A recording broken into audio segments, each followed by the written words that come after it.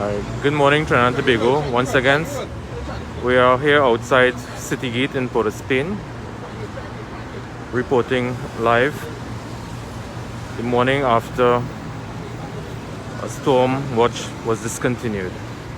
People are about their business, heading to work, heading to school.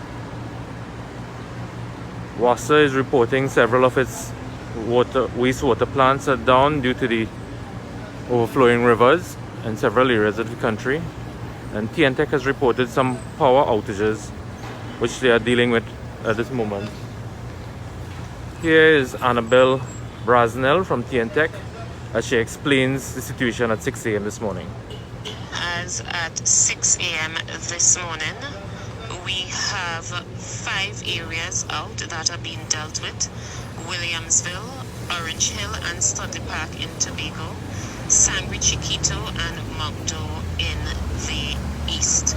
Tobago was the area with the most activity overnight, but our crews were able to respond and to resolve those issues in a relatively short space of time.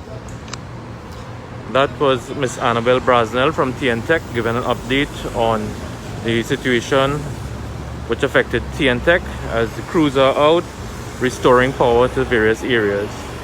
WASA in a release has also reported several of its wastewater plants are down, and crews are also out addressing that situation.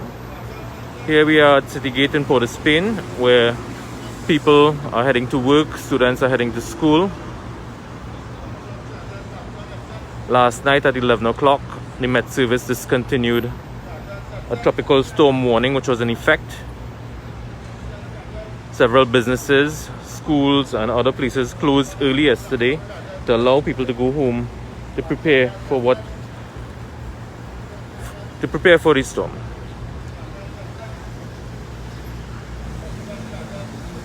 Traffic is not as bad as it normally is on South Key at this time.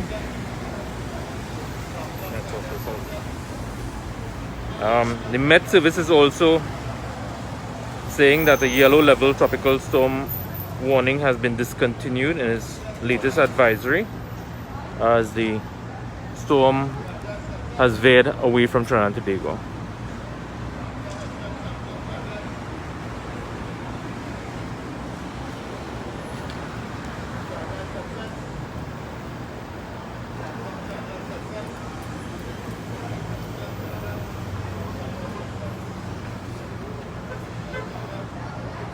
Good morning to those who are once again now joining us. We are reporting live from outside